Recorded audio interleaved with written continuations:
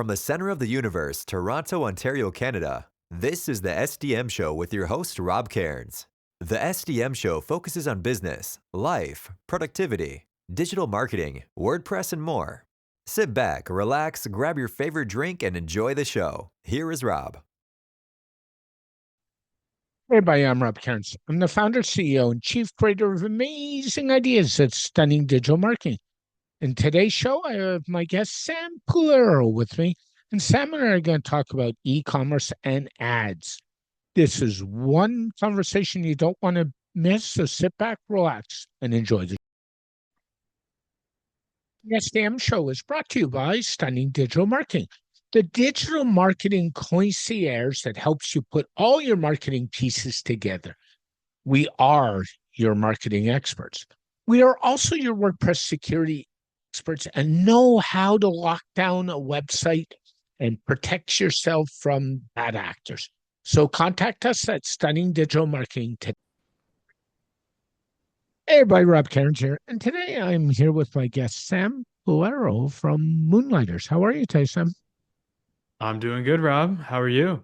Not bad for we're in similar geographies. You're in Connecticut. I'm in Toronto. The weather's not much difference. I'm looking outside on an overcast day. Yeah. We actually had snow a couple days ago, believe it or not. So doing okay. I hear you. It's all good. So we were talking before show, but I'd love to dive into it.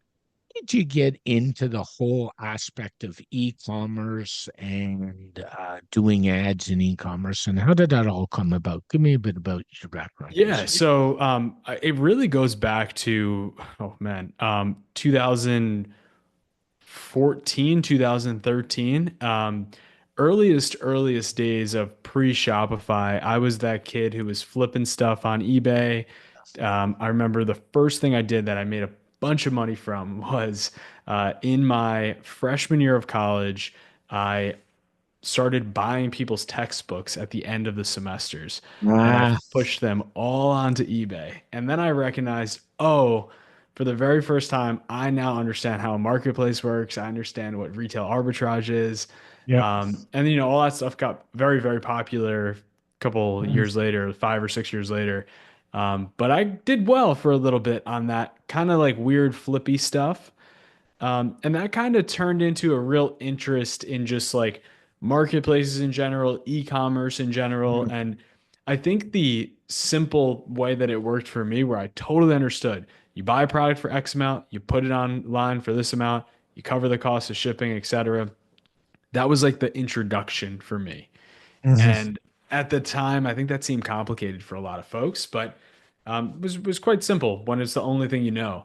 Yeah. Fast forward, I think like what 3 years later or so, I opened up my first Shopify store. So it was Okay. kind of in the middle of college, and I opened up a hat store. And funny, we were just talking about how I have Yeah. surrounded by Yankee hats over here, like literally in all Yeah. directions. But yeah, I opened up a hat store, and it did decently well. It's the first time I ran Facebook ads, the first time I ran Google ads.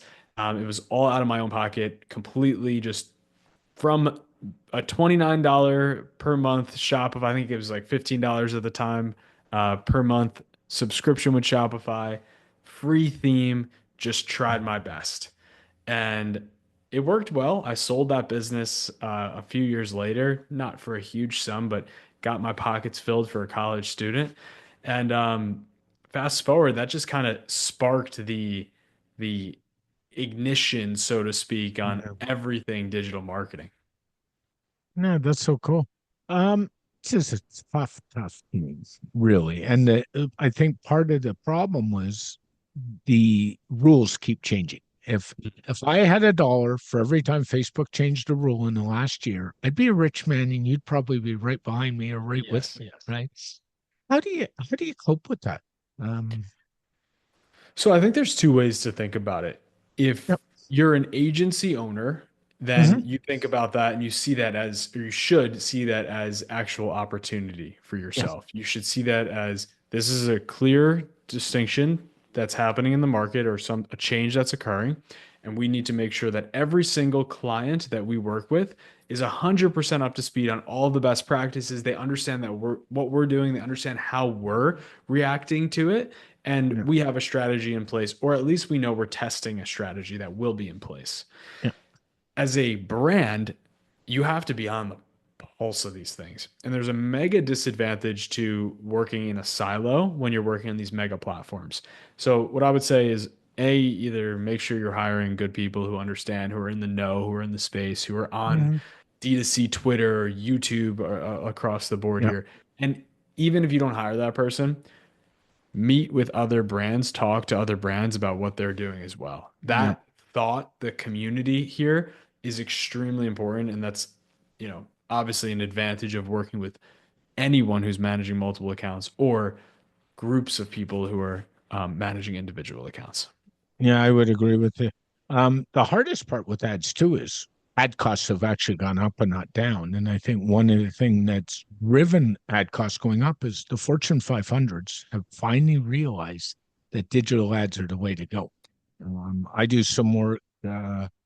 One of the biggest beer chains in the world and one of the biggest hotel chains in the world. And what I can tell you is they're spending not hundreds, they're spending thousands of dollars on digital ads right now.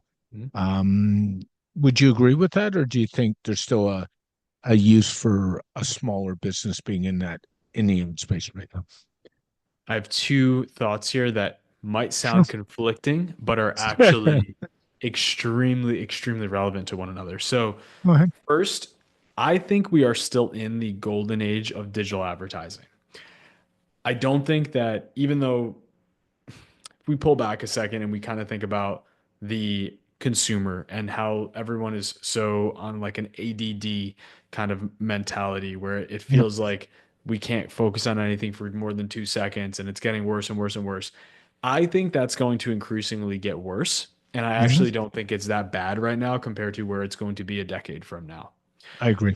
So even though it feels sudden that there's TikTok brain now and there's all this massive change that's occurred in the Mhm. market, generally speaking, it's like not terrible. And people are still capable of focusing on multiple minutes of content and potentially long form content, especially when they're in the consumption mindset.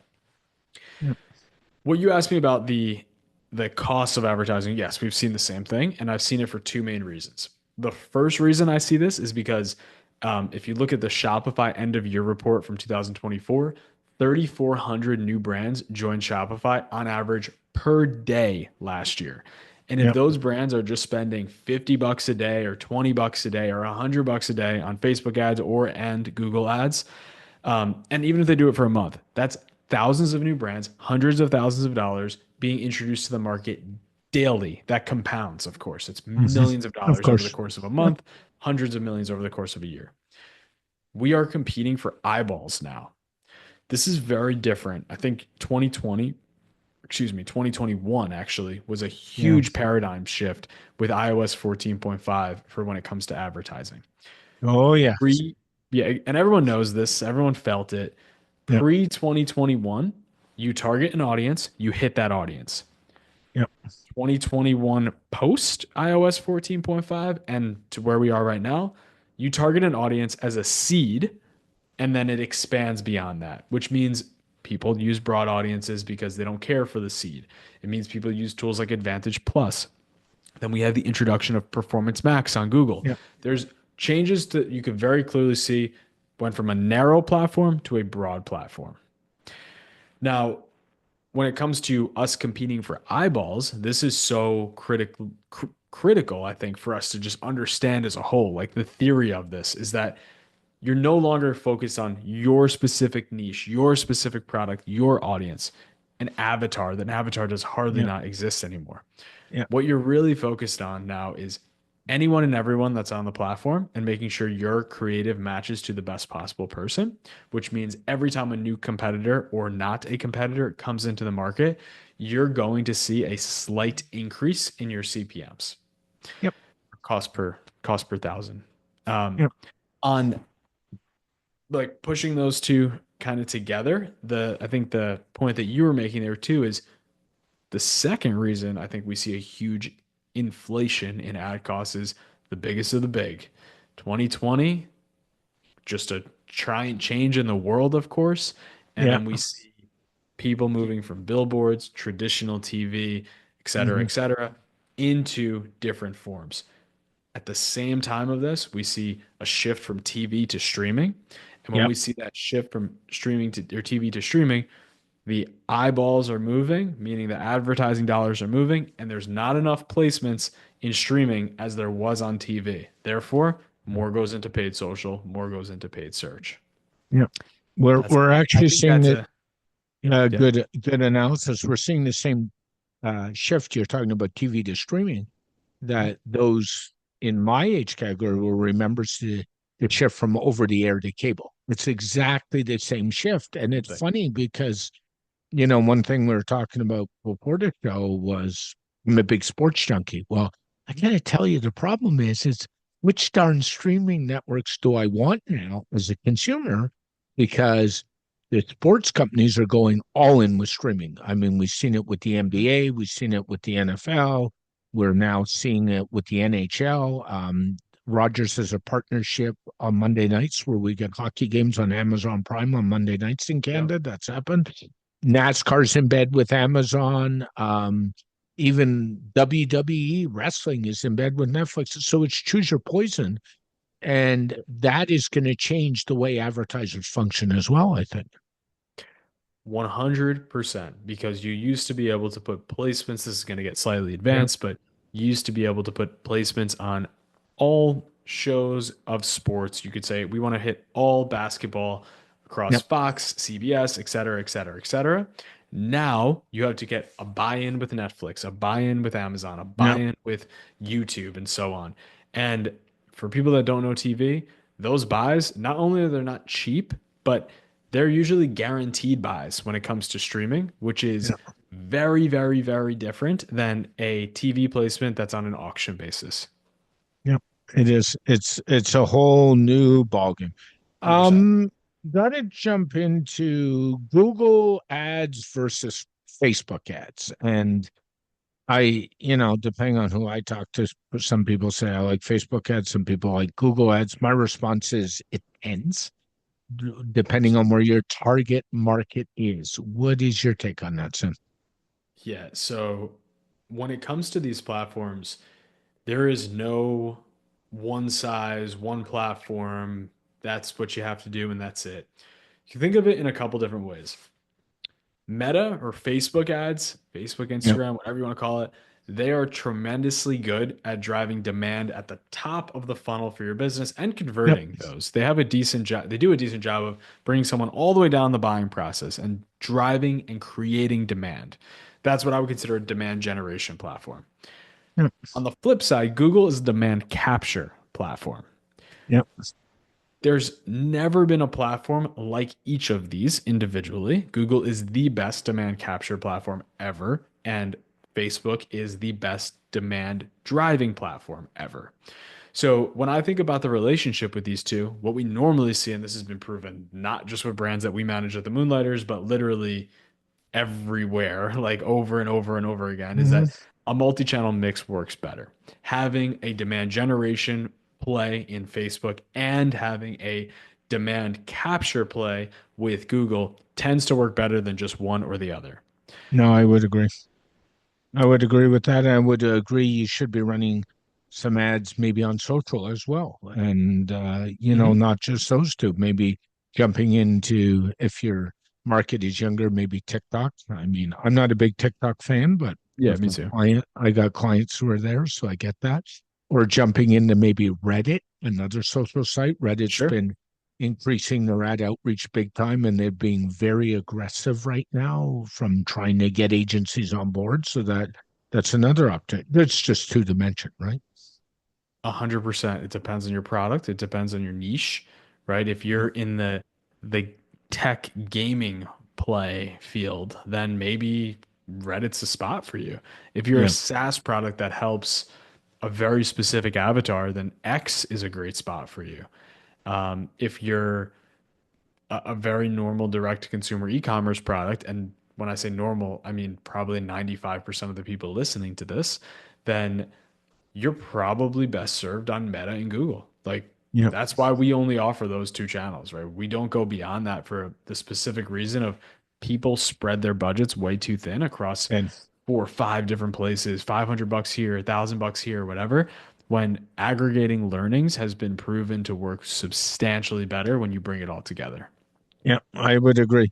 The other thing I find with people who spend money on ads is the average business owner, if he doesn't use an agency like yours or come to somebody Sure. like me or any of that, has no clue what his numbers are. He's like throwing spaghetti at a dartboard and hoping it goes Yeah. splat.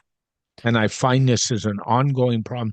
And you say to him, what did you pay for this? Oh, I don't know. I just chose something. Yep. Or on Facebook, what did you do? Oh, I boosted a post. And it's like, oh, why did you do that? You know, and it's that whole realm where the average owner doesn't have a clue.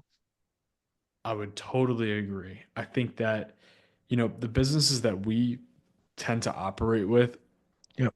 they're spending already in the platforms. They're spending 5, 10, 15, twenty And thousand funny dollars though. plus. Yep. But that doesn't mean they know what they're doing, which is super concerning. And I mean, I guess it's not concerning for me. It's like that's kind of why they sign up to work with us, of course. Yeah. But the reality is that when we look at these accounts for the first time and we ask some hard questions, people get pressed for the first time. And a lot of those hard questions, and it's crazy to me, 90+% of agencies, consultants, freelancers, whatever out there, never asked these businesses very critical questions. What's your Yep. average order value? What's your lifetime value? What's your Yep. repeat rate? What's your life cycle? How does the Yeah. seasonality play into your advertising budget? What are your margins? What's your cost of goods? Right? Like Yep. these are plays. I have still to this day not seen a client that we have worked with that's come to us for ads management that has specifically said, we optimize this product, we spend more on this product because our profit margins are better. Yep. People are hyper obsessed with return on ad spend, hyper obsessed with the in-platform metrics when the only thing that actually matters is what's that Shopify say at the end of the day. Yeah, I agree. I have a client who's also one of my best friends by Yeah. interest sake, and he runs a jewelry store. I can walk in that store. I'll walk in tomorrow, which I usually do on a Wednesday morning. I can tell you exactly what his profit margins are. I can tell you exactly what his numbers are. I can tell you exactly where they are. And people look at me and they say, you know? And I say, oh, of course I know. Because how do I market for him if I don't know what his numbers are? It I doesn't know where work. to spend the money. Yeah. Yeah, yeah, you have no clue. And I don't know how much you know about the jewelry business, but the profit on a jewelry is typically from cost of buying to the cost of selling is about 100%. Like I Hmm. hate to say it, it's all labor. And Hmm. people don't realize that. And right now it's just crazy because gold is sitting at an all-time high and Yep. due to the political disaster in the world, and we won't go there for the sake of this, Yeah. but you know what I mean? It's just insane. So you're talking a bit about knowing numbers. The other problem I find, and you guys must run into this, Mm. they have a great ad, and then what do? They send the ad to the wrong page on a website, and they don't know how to build a landing page, and they don't know how to build an offer page. And they Mhm. insist on sending that ad to the homepage of the website. And every time I see that, I look at a business owner and say, why, why, why? Am I right or am I wrong? I will battle you on this one, Rob, in the best way. Go ahead. I'd love you to. I love this. Yeah. So, from my perspective, this first off, this depends. This is business to business.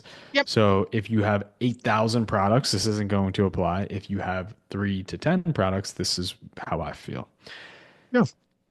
Your homepage should be your best converting place.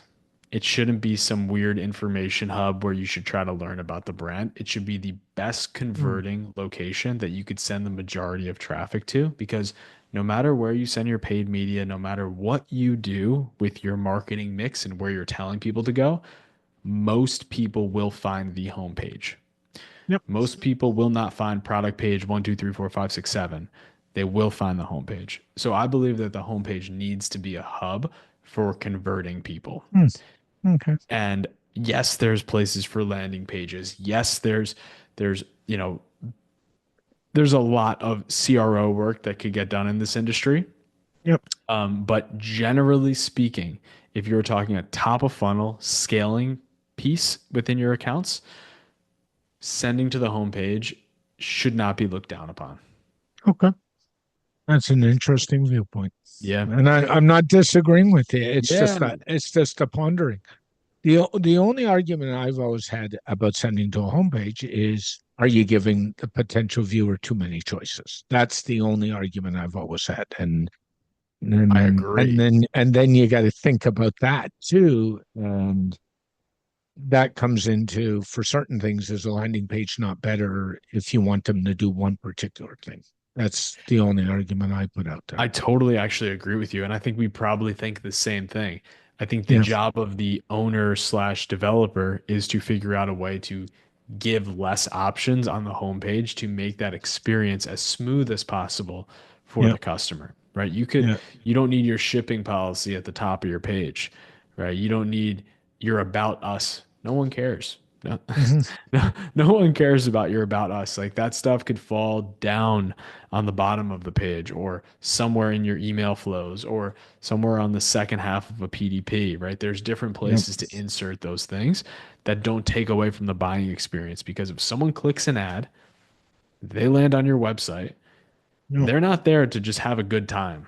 They're there to They're buy. gonna buy. Yep. They No and question. they might not buy in that moment, but you need to do whatever you can to make sure that they understand what your product is, relay the value of your product, ultimately work them down the funnel to make a purchase, just like you would be treated in a store.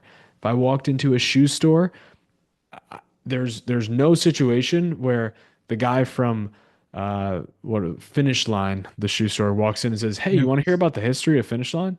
No, dude, I want the Nikes. Like, where are the Nikes? Point to me to them, and I will walk to them. I'll tell you the ones I want. Do you have a size 11? Great, let's check out. You Yep. want that experience to be as quick and fast and smooth as possible for every consumer. And that's like boom, because if the checkout process is not easy, it doesn't matter how good the ad is. I guarantee you, people will leave in droves. I've done it. 100%. I And go if to I go if to go sites ahead, and sorry. I do that. That's okay. I go to sites and I do it. And that's one reason why Amazon is so easy, because their checkout process is such a breeze. It's not even funny. The thing I was going to mention is I completely agree. It's never been easier Yep. when you work with something like an Amazon. What Shopify is doing is they're trying to repeat that for Amazon. So, what Yep. Shopify recognized about a year ago when when they forced everyone over to their new checkout experience is they realized that it's not about one individual brand's checkout. And this is a very, very conflicting point, I think. A lot of brands think that they can make an optimization on their checkout to improve their own conversion rate. And that is true. But the reason why Shopify made it uniform is because just like Amazon, they recognize that if everyone who visits the checkout of a Shopify store has the same experience, the user will become familiar with that Yep. experience and it makes it completely easier for them to check out and trustworthy. Yep. Now you've mentioned time and time in this podcast that you deal with Shopify. Have Mhm. you looked at other e-commerce platforms? Like, have you stayed away? I'm trying to think what else is out there besides Check Shopify. The one that comes to mind right WooCommerce, away is Squarespace. WooCommerce. WooCommerce sticks in my head big time. They're probably Yeah. the other big player, and then everybody else is kind of there. Um, have you looked at those platforms? Are they not worth going near? What's your take on those? Sam? Yeah, I've played in it all. Everything from full custom built on a Yep. WordPress site to, most standard Shopify stores and WooCommerce, um, everything across the board. From my perspective, nothing touches Shopify at this stage. Yep. And it's not necessarily about the functionality, which people get very obsessed with. It's about the built-in features and the marketplace that's out there for Shopify. So that doesn't mean apps. It doesn't mean what's already pre-built for Shopify. It means that there's a lot of people who know the Shopify ecosystem so that they could actually Yep. build products for you and they could work for you. So you don't need to pay someone three times more because it's all custom in WordPress. just because you were so obsessed with having every single available feature. Yeah, that's an interesting take. And those who don't know, Shopify is actually Canadian, so Yeah. I'll throw that one out there because I can, and I'm Canadian. So they're based out of Ottawa, actually, I Mhm. believe. That's where they're all. It's in downtown or in Canada. I can't remember which, but it's one or the other. But yeah, they're a bit of a player. Um, if I was a medium-sized business and I'm Mhm. starting out today and I'm looking at ads, where do you start? How much do I start spending? Yeah. So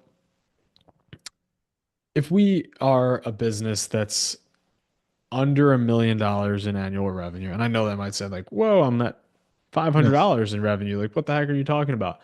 I'll kind of give you the little step by step, no matter if you're at stage zero or if you're in between, you've done your Mhm. first 20,000, 50,000, 100,000, even $200,000 in revenue. Um, what I would do when it comes to advertising is I would just launch on Facebook ads and Google ads. Yep. Always set these up, even if you're not going to run them. Set them up, get the pixels tuned in, make sure everything's firing, check the events manager once a month. Doesn't have to be anything crazy. Check your conversion tracking on Google once a month. Nothing crazy here. Once you actually start to launch ads, starting on the Facebook side, really low budget is completely okay. I like to say that your budget should never be lower than your daily, or excuse me, your daily budget should never be lower than your average order value. Under your average order value, if you just think about the platform, there's a solid chance that you will not get a purchase every day. And you might take 2 to 3 days to get a single purchase. That's going to be really painful for moving slow. Yeah. Now, if you have a $3,000 product, sure, maybe you have to slow it down at first and ramp yourself up. But just note that these platforms are not going to, spend your first $100 and return a 5x return on ad spend for yourself. Yep. That would be an overwhelmingly lucky event. Um, on the Facebook side, I would keep it simple. I would basically set up a broad campaign. I would target everyone. I would make sure I have my engage list properly set up. And ultimately, I would allow it to run for me. When we talk about ad sets, again, keeping it pretty broad. And then when we talk about ads themselves, somewhere in the range of 4 to 6 ads, combination of videos and images, and making sure that all of it is 100% up to snuff when it comes to sizes. We never want to make any sort of hindrance in our ads. We want to make sure we have squares, verticals, reels, regular videos, everything all chopped up perfectly. Never launch in a situation where you just are rushed to launch. Yep. Get your proper sizes, get your proper ads. If you feel like your ads are subpar, don't launch. It's okay. You're spending valuable resources on your ads. There's no reason you should expedite that process for the sake of launching on a Tuesday versus a Friday. Yeah. On the Google side, I would again keep this really, really, really simple. If your brand is unknown, and just be honest with yourself, if your brand is unknown, if you ask a random person from your target market in a different state if they know what your brand is and they say, no, I've never heard of that before, then It's you're not. unknown. Yeah. Yeah. Um, and that's in your market, right? So like if I'm a hat junkie, as we kind of said before, I like to have a bunch of Yankee hats around me, and someone asks me, "Hey, have you heard of XYZ hat brand?" No, I've never heard of it before. You're probably not known. If you're not known, I would keep it super simple and launch a single performance max campaign. It sounds crazy, but if you're just starting out, if you're spending your first $100, 200, $300, single performance max campaign. What comes beyond that gets crazy fast. Yeah. Because on both sides, we want to get more expansive as the business grows and as advertising expands. Basically, you need to be set up in ways where you have swim lanes, which are just clear distinctions in your account between new customers, engaged customers, and existing Yeah. customers. Existing. Yep. People get really weird about this. Hey, Meta will do better on its own. It won't do better here and there. You know what? If you're watching your ads 24/7, 365, and you totally understand these metrics, and I don't just mean I know what these metrics mean, I mean I know the relationships between these metrics. And I'll tell you, as someone who's been doing this for 11 or 12 years now, it is still challenging to follow the relationship of all of these metrics. So Yeah, I bet. don't kid yourself. Don't think you're a super genius. And again, to whoever is watching this, as you scale your account, expect a couple of additional campaigns. Expect breakdowns to help you so that you can guide your business to be focused on new customers, to be less focused on just retargeting and just retention campaigns. And the same goes on the Google side. You need to have breakouts to make sure that you're clearly targeting the right people and not overspending on the wrong audiences. Yeah, I would agree. Um, and that kind of gives a really good overview. Now, if somebody's looking to talk to you, what will Moonlighters do for your clients? Like, how do you kind of interact with your clients? What do you do for them? What do you offer them, etc.? Yeah, so we do complete white glove service of ad account management for Facebook ads and Google ads. So everything from systems, strategies, structures, execution, and Okay. also naturally we kind of serve as like growth consultants for businesses as well. So Yeah. while we're doing everything white glove, there's also a mass gap being filled where the owner now gets to work on the business. We now Yeah. get to operate the ad account, take a massive time suck away from the owner or founder or marketing department, and Yeah. essentially serve as the growth arm while also providing really bright ideas into the mix that ultimately elevate brands to that next level, so to speak. No. Yeah. Um, And I'll well, that and I'll yeah. I'll stop you there for a sec. One thing you just said real quickly was the owner gets to concentrate on the business. So for those Mhm. watching and listening, that those words are gold.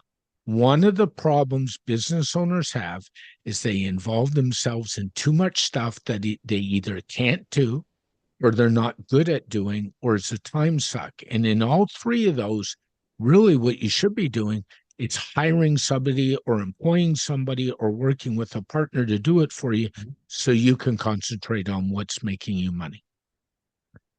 I physically could not agree more. And Yeah. this does not just apply for what we do, although I obviously do think it applies here. It Yeah. applies for every single part of your business. Yeah. The job of the CEO is not the chief everything officer, it's the chief executive officer. And to me, the best brands that we work with understand that. The best founders that we work with Yeah. understand that. They listen intently on the calls that we have together. We meet every single week with every brand that we work with. We have consistent Slack updates. We message, we talk, but we're not talking for 6 hours of the day. We're Yeah. doing all the work. And when there's findings in that work, we will let them know. And then we'll also make that very clear on calls and presentations, whatever we need to provide to make it very clear as to why we want to make a very significant change. Now, the best owners, the best founders that we work with, they let us do our thing. There's trust that needs to be built, Yeah. Of but course. they let us do our thing. They are understanding. They listen to the proposals that we put in place. They say yes or no to the proposals. We push back on each other and we're able to have real conversation with people because that's an actual partnership. Whereas 90% of this space, sadly, is hey, I'll manage your ads and I'll check back with you in 30 days. It's crazy. That doesn't work. You need a partnership. You need that communication in between the business owner and the agency. I'm sorry. And And I've Rob, seen it. to double down on what you were saying before too, for every part of your business, you should have that same relationship for operations, the Yep. same relationship for Yep. development, and so Yep. on. I mean, I run an agency and my common one is somebody said to me the other day, do I do my own accounting? No, I can do it. I don't want to. So Yeah, out it goes. Do I do my own legal? No. Out it goes. Like goodbye. And people laugh at me 100%. and they say, and how you doing? Just to kind of throw a resource out there, if anybody's kind of stuck on this whole thing about doing business that way, go read the book called The Inside Advantage. It's written by Robert Bloom, was written in 2009. It's a big red cover, hardcover. And he talks about one of the things he talks about in there is making your business different, but he also talks about how to how to streamline it and what to do and what not to do. So I think that's a really good read in that. Um, you and I agree so much on this, Mhm. and I don't know, did we go to the same business school somewhere? I Yeah. wonder Yeah, because yeah. it's exactly how I feel now. Which typical with your agency on Yeah. the businesses you work with, what's their typical revenue? Like, are they in the $5 million, $10 million a year, or are they even Yeah, higher? we strictly only work with businesses above $1 million in annual Okay, revenue or pacing above. So yeah, we have everything from $1 million right around that mark, to a couple of businesses we work with are in the 50 plus million yeah, dollar revenue range. It truly depends and what their need is in that time. yeah, and of course, the more money they spend, the more challenges with quantifying it a little bit. Direct correlation to amounts spent in the ad platforms and how complicated and confusing this gets. Yeah, If you think you hit a wall at $10,000, get ready for the wall at $200,000. $200,000. It's gonna come, and then that $200,000 wall is gonna smack you in the face again when it's 500. And it sounds crazy that these are huge amounts of monthly revenues or monthly spends, but when they're generating revenue for businesses, A, it's not crazy, and B, the challenges, just like as as a CEO or as a founder, you thought that challenge you solved a year ago or 6 months ago was hard. The same thing happens here. It's the same Yeah, play. same chart. I take it because you only do Google ads and Facebook ads, Sam, in your Mhm. agency. You stay out of certain markets, like you're probably not in the cannabis market, I would think, because that's hard to do, or are you? That's correct. Yeah, we stay out of anything that is highly, highly regulated. Yeah, We knock on wood, but we haven't had an account get banned under our management ever. yeah, And yeah. that doesn't just mean that we do something right. It actually just means that we don't do things wrong.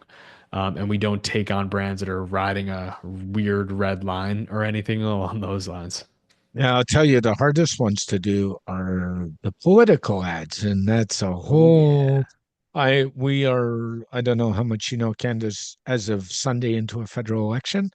And I have political clients, and I am just having Good fun. luck. Good luck. Yeah, there's all kinds of stuff. You have to, as you know, pre-apply for the ability to run Mhm. ads. You can't just do it anymore. That changed 8 years ago, thanks to the person in the White House right now, whose name we shall not Yep. talk about. And the rules all changed. It became really tough. And they didn't go just US wide. They went platform wide. So I'll tell you, Yeah. it's hard. It's Probably hard. for the best, to be honest. I agree. I Yeah. agree. But it's hard. I was reading a excerpt the other day of how much the big parties plan to spend on ads and social media in this election, and the numbers are just staggering. Like I'll it's tell you a how. really cool story, something that happened on Uh, our side last year. So obviously last year, an election year in the States, yeah, um, we were seeing about 2 months leading into the election, massive, massive increases in CPMs in every single swing state. wow. So we were seeing tripling of costs in states like Pennsylvania, for example. So while the whole industry was just like, you know what? Black Friday's coming up. This is going to be over by then. So let's just cool off. Let's spend a little bit less. What we did was we looked at the data across all the accounts and then we parsed out by regions, Yep. excluded certain regions that were still overspending at extremely high CPMs, just said, forget those for now. We don't need to be in Pennsylvania or whatever other state. Let's focus on the 30 some odd states that are staying the way they are, spend Mm. money there where there's very little political cash going into it. We did that. And then what we also did was November 4th, I think, or November 4th or 5th was election day. So Yep. all political advertising was going to end by the end of that day. So what we did was the day that midnight, 12:01, in all our accounts, we cranked up. And most brands we worked with started their Black Friday early sales that day. That's a smart Now, move. I will say that, steal this if you want. You got to wait another 3.5 years to steal it. But it was such a play for us in Yep. looking at the whole market, understanding the financial implications of something so big as an election, being Yeah. able to then manipulate where the spend goes, which is not that complicated, and then doubling down because not only are you spending in the right places, but now you're at a spend level that's above the average threshold because most people have pulled back. Yeah. And then you know the market's going to see about a 30 to 40% reduction. So then you could increase and see no difference in your CPMs. Your CPMs are a direct line indication to your purchases, your add to carts, et cetera, et cetera, et cetera. Yeah, I agree with you. And Black Friday's an interesting one, by the way. It used to be, and you've been doing this a long time, and I've Yep. been on. Black Friday started a couple days before Black Friday. Then it Black, became a week. Black Friday started on Black Friday. Yeah, and then it became 2 weeks, right? And now we're seeing Black Friday sales starting in October Yeah. for G's sake. It's gotten absolutely insane, and it's just crazy. It's become a whole buying season now, really, more than Hmm. anything. Yeah. November, December is essentially a sale. Yep. And then in Canada, the big deal still is the day after Christmas. Well, Boxing Day comes from the British tradition because that's when, and those days are funny from a sales standpoint. So I have a couple clients who run Boxing Day sales, and they used to run them where what they did was they would use it to liquidate merchandise. So as a kid growing up, I'm 57, those Yeah. were liquidation days. They're not anymore. Merchandisers are bringing in special merchandise just for them. Makes It has sense. changed greatly. It is at the point where, let's say Staples, and I'm going to pick on Staples, but it could be anybody, Sure. had a printer on sale from HP, and it was 1112 was the serial number. Okay. The one they sell on Boxing Day will be 1112-B. And the reason they do that, do you know? Because then So they're you can't say you're inflating or deflating the price on your marketplaces. exactly. And so that the 30-day guarantee of that item being guaranteed doesn't fall in the truth because the SKU number is different. And Yeah. 9 out of 10 times, the only difference is the color on the box. Yeah. Crazy. Crazy. Isn't it? I think people are I think people are actually adjusting to that kind of Yep. Yep. behavior lately. There's a lot, there's too much to be exposed. You can't get away with that. Social media is just too strong. Like we saw it this Black Friday, like Walmart has Oh, the yeah. same like rollback deals as they Yep. do Black Friday deals, just with a different picture on it. And yeah, I think like, when people see that kind of thing, there's this sense from like corporations that people are stupid and people are not. No. People are bright. People are smart. People know when they're getting conned. Some people are just okay with getting fooled. They don't care. Like Yeah. they know they're not getting fooled. They just know whatever.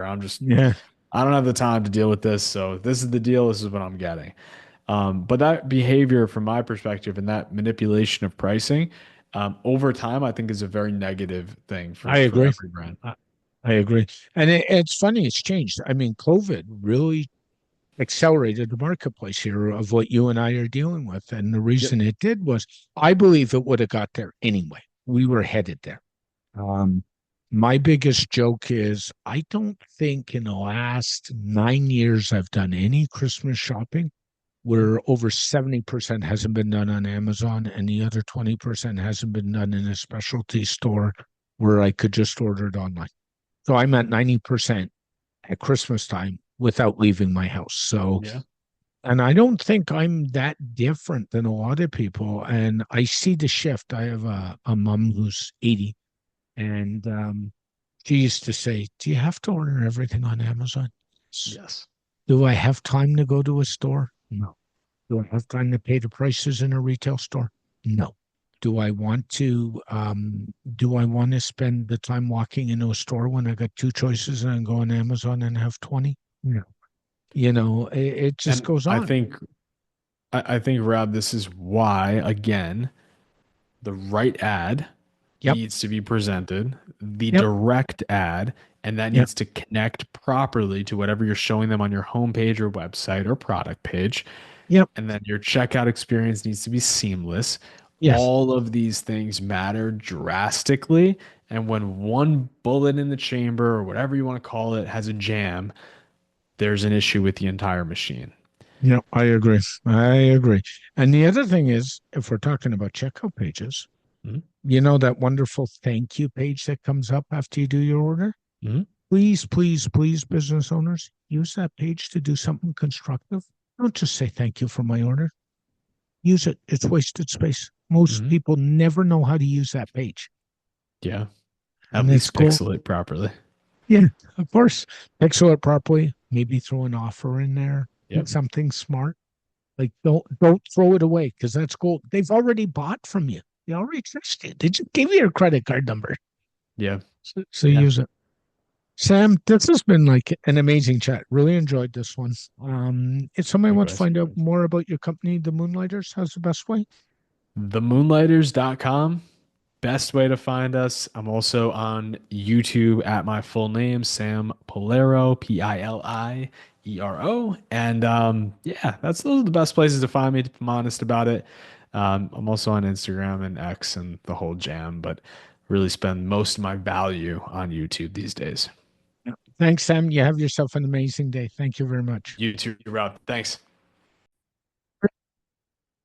This podcast has been brought to you by Stunning Digital Marketing, your digital marketing concierge to help the business owner put all his pieces together, whether it's email marketing, WordPress security, WordPress design and development, PPC, and more. Text Stunning Digital Marketing for all your digital marketing needs today. A very special thank you to Sam for joining me on this edition of the SDM Show. The SDM Show is dedicated to my late father, Bruce Cairns. Dad, I miss you very much every day. My mother, Ann Cairns, who's still doing really well and is an inspiration. And of course, Tiz Maroney. And Tiz, I know I've said it, but thank you so much for all the inspiration you give me every day.